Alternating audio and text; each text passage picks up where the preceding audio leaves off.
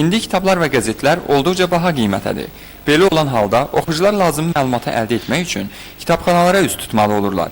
Bəs görəsən bu obyektlərdəki xidmət, buradakı materiallar onları qane edirmi? Burada insanın mənəviyyatı üçün iki xüsusiyyət var, təmizlik və sakitlik. Bu iki xüsusiyyət olandan sonra insan biliyi daha da zənginləşir. Burada mənə lazım olan ədəbiyyatları tapa bilmirəm, həmişə olduğu kimi. Əlaqədar çətinliklərimiz xeylidir. Oxucuların narahat edən məsələləri araşdırmağa çalışdıq. Bununla bağlı Gəncə şəhər mərkəzləşdirilmiş kitabxana sisteminə müraciət etdik.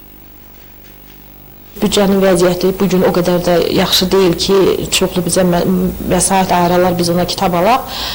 Amma buna baxmayaraq az da olsa, nə qədər ayrılsa da biz çalışırıq o kitabla, o lazımı dərslikləri, əsas dərs vəsaitlərini alırıq. Qaldı ki, o bədii kitablar da, müasir bədii kitab elə bir ən çox köhnədən yaxşı kitablar latın qrafikası ilə çap olunur. Bir də qalan xarici ədəbiyyat da bizdə demək olar ki, köhnə çapda olanlar hamısı var. Elmira Əliyeva ilə söhbətimizdən belə məlum oldu ki, şəhər kitabxanalarının fondunda 500 minə yaxın kitab var. Oxu zallarına verilən qəzetlər isə yalnız dövlət kataloquna salınanlardır.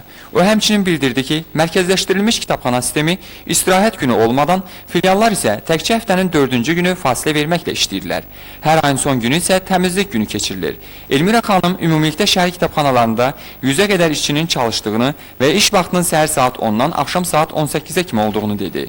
Lakin olduğumuz bir neçə filialda iş vaxtı olmasına baxmayaraq heç kimə rast gəlmədik.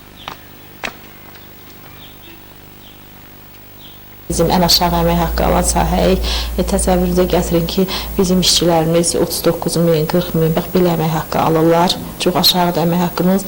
Onu da yola verib gəlib gəlmək, özünüz bilirsiniz ki, marşrutlar da bahadır. Məsələn, ona görə də yerlərdə ola bilər ki, mən onu 100% deyə bilmərəm ki, ola bilər ki, gecikə də bilirlər, belə də olur. Ola bilir, qadındılar, elə çoxsa ailə başçısıdır, uşaqları var, bax belə.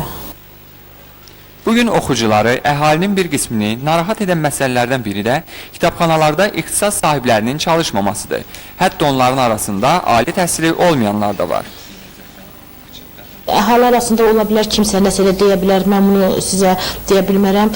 10 illikdən olan bizdə çox azdır. Bax, mən deyim sizə, bəlkə də məsələn 3 nəfər, bəlkə 4 nəfər ola bilər. Müxtəlif ixtisaslarda desəniz, hə, bax, müxtəlif sahələr üzrə bizdə var, çoxdur.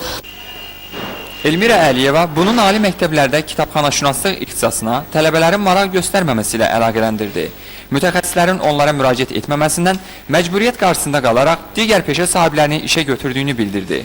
Bütün bunlara baxmayaraq, mərkəzləşdirilmiş kitabxana sistemi öz işində dəyişikliklər də etməyə çalışır.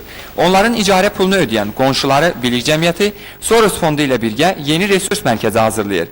Mərkəzdə oxucular lazımi məlumatları internet vasitəsilə əldə edəcəklər. Bir çox inkişaf etmiş ölkələrdə sınanmış bu üsul arxivin saxlanmasına və yeni kitabların alınmasına çəkilən xərclərdən azad olmağa imkan verir.